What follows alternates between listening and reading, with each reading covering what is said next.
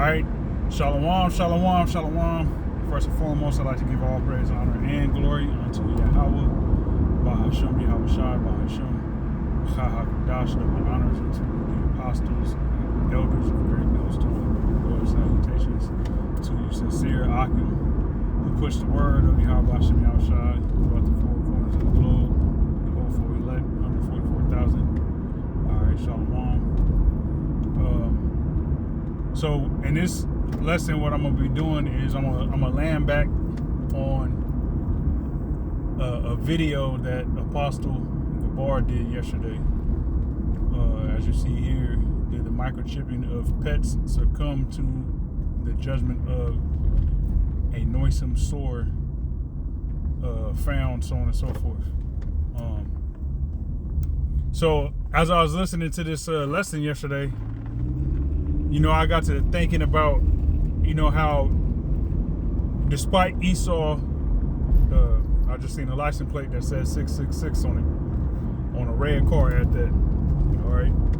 So,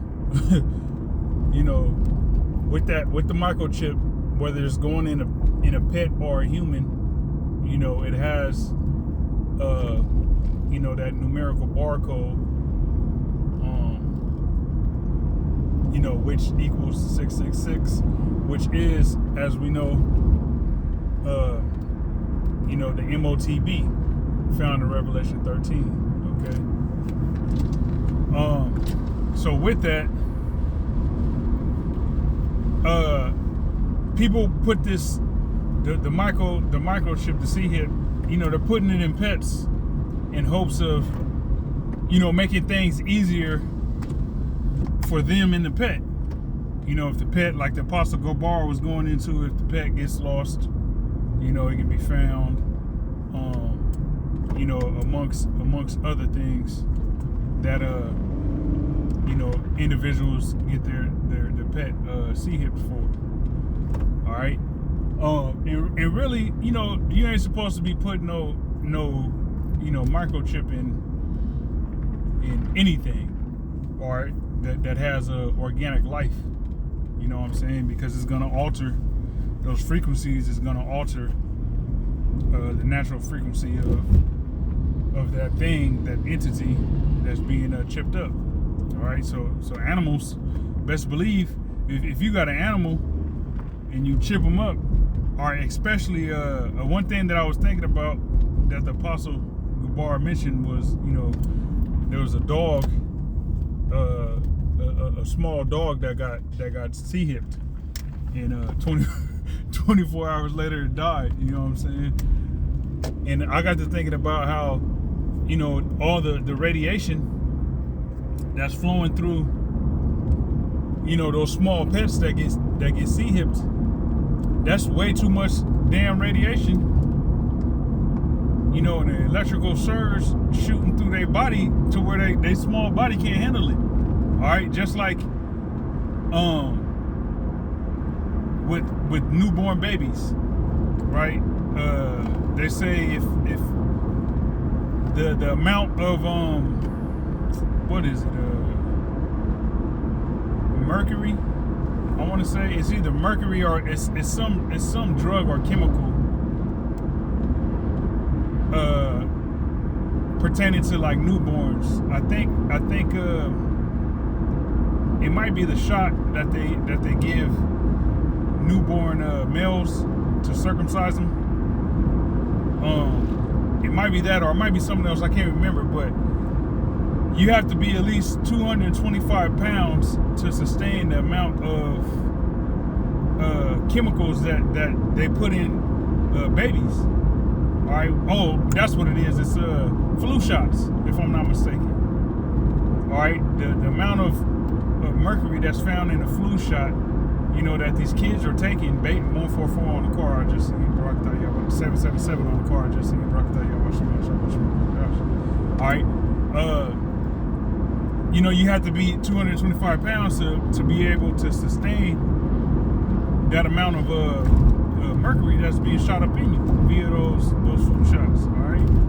So if that's the case for a flu shot, just imagine which a baby ain't nowhere close to 225 pounds, or a child, you know, is nowhere close to that amount of weight. But just imagine a small dog being chipped up and receiving all that radiation, man. It's gonna, you know, it might make the small dog's heart palpitate, you know, mess with its frequency, just bug it out, man. You know, it's too much energy, all right, negative energy, all right, for that dog to sustain, you know.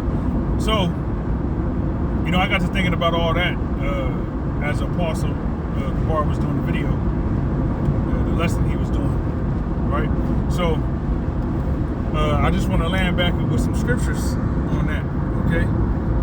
So, starting here in Proverbs chapter 12 and verse 10, it says, "A righteous man regardeth the life of his beast, but the tender mercies of the wicked are cruel."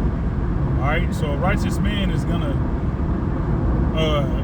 have, you know, his pet, his beast, you know, whether it's a beast that you use for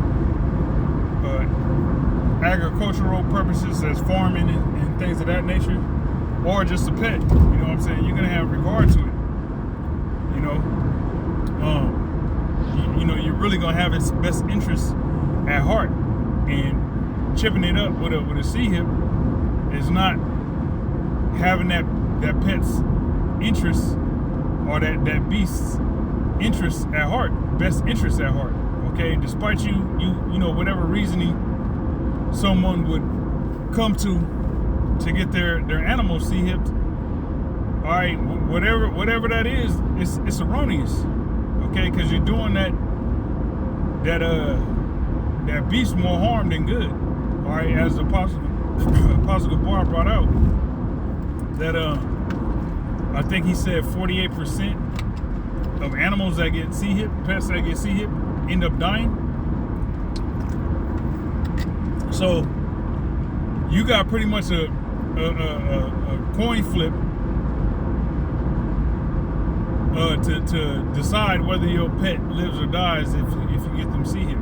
That's pretty much what you're doing. You're flipping a coin, all right? Because there's pretty much a 50% chance that, you know, that pet could end up going to the spirit world over a period of time, all right, or have some crazy ass ailment develop, you know, such as cancer or whatever the case may be, all right.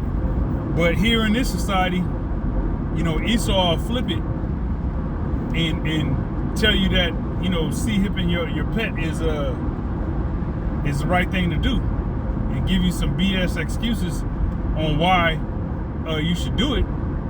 And people are so gullible that they eat it up, and they actually carry that out, all right. And it does more harm than good to the pet over time, all right. And I believe in it. Well, actually, in the state of Washington, if you have a pet, you have to have it C-hipped. You know, you got to get it C-hipped. Which really you putting a demonic vibe on that pet. All right, that pet is not going to be able to really, you know, operate the way it naturally does. You know, being C-hipped. All right. So I'm gonna read that in the NLT. It says, "The godly care for their animals, but the wicked are always cruel." All right, and that's cruel to, you know, C-hip, you know, animals. You know, Esau go out into the wild and capture, you know, wild animals, you know, orangutans, gorillas, pythons, you know, in the Amazon, you know, certain monkeys, you know, alligators, birds, you know, you name it, and then he'll hit it with a tranquilizer and microchip it, all right, and tag it, and then either he gonna release it back to the wild, but he has a tracking device on it, so he knows where the animal's at, and they can, you know, put cameras on certain tags and whatnot. So you're getting a first-person view of the animal, you know, or what the animal, you're seeing pretty much what the animal sees, because they'll put a collar on it with a camera. All right, they do that with fishes. And that's all demonic, man.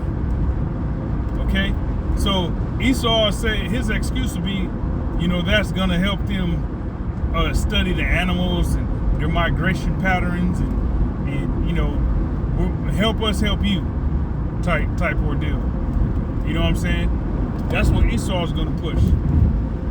Well, really, and that's cruel, man. You're bringing that animal into captivity.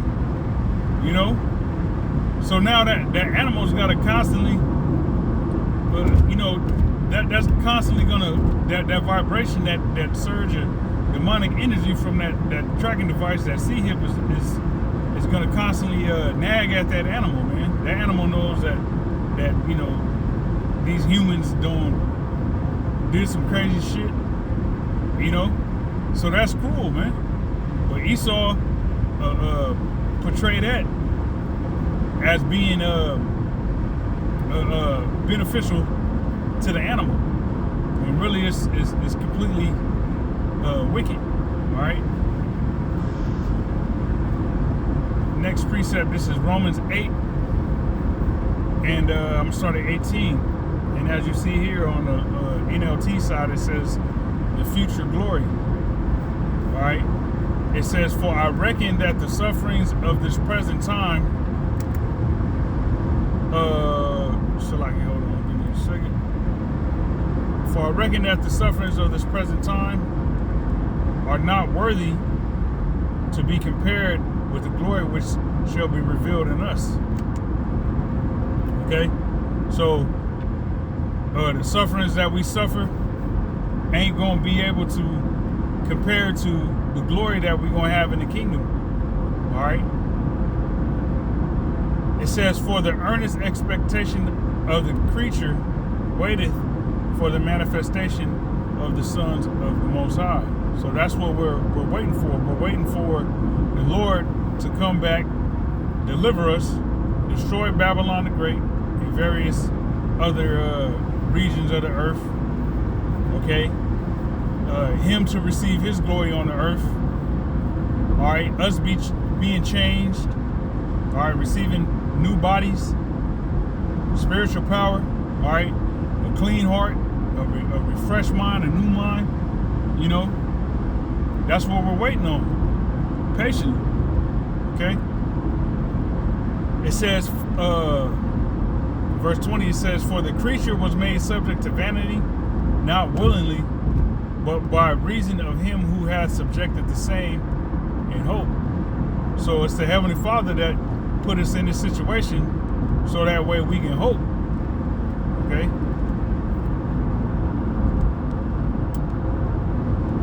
Verse 21, "Because the creature itself also shall be delivered from the bondage of corruption into the glorious liberty of the children of the Most High."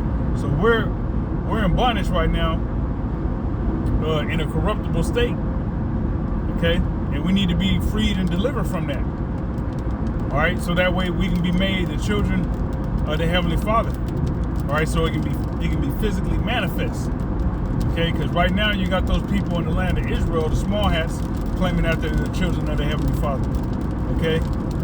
However, with that, we are standing on our feet, proclaiming, all right, here in Babylon, all right, the place of salvation, where the destruction is going to take place, and the salvation, all right, the major salvation being here in Babylon the Great.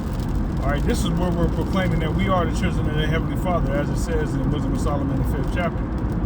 Okay. Verse 22, it says, "For we know that the whole creation groaneth and travaileth in pain together until now." All right, so this came to mind thinking about those pets that get C-hip, man. You know, they groaning in pain. All right, so just like people that take that juice, all right, whatever ailment you got, all right, aches and pains and backache or whatever, knee pain, whatever ailments you got, you take that juice, all right, that jump shot, those pains is gonna be magnified, man. All right, gonna be magnified to a whole nother level. So you best believe it's gonna be the same, for those pets and for the humans that actually get that MOTB. All right, all that demonic energy surging through you. All right, is gonna amplify whatever ailments and aches and pains you currently have. All right, which is why you don't take that shit. All right, but the point being that the whole creation groaneth in pain. You know what I'm saying? The whole creation, animals, all right, the trees, the water, the air, all right, life itself is in a state of pain, being in Esau's rule, being held captive under Esau, man. Which is why we need deliverance from Esau's rulership. All right, we need Esau to be taken down out of power, and for the children of Israel, starting with Yahushua, King David, all right, the 12, the 144,000, all right, underneath Yahweh to rule, man. All right, to set things back in order, because the whole creation is groaning. All right. Verse 23, it says, and not only they, but ourselves also, which have the first fruits of the Spirit, even we ourselves groan within ourselves, waiting for the adoption, to wit, the redemption of our body. All right, so the goal is to be delivered, man. That's the only thing that's going to help us is Yahushua delivering us out of this state. That's the only thing that's going to help us is Yahweh Ba'Shem Yahushua's mercy, his deliverance, okay? And for this place, Babylon the Great, to be utterly destroyed and Esau removed out of the way. All right? It says, for we are saved by hope, but hope that is seen is not hope. For what a man seeth, why doth he yet hope for? All right? And there's more to it, but, that serves a purpose. The whole creation is groaning, all right, pets included. And it's only going to be more groaning that you're going to be putting on your pets or your cattle or your beasts if you get them chipped up, man. Okay, you're putting a demonic left-hand energy on your animal, man. And why would you want to do that? Okay, so Abaratazah, this was an edifying lesson. Till next time, Shalom.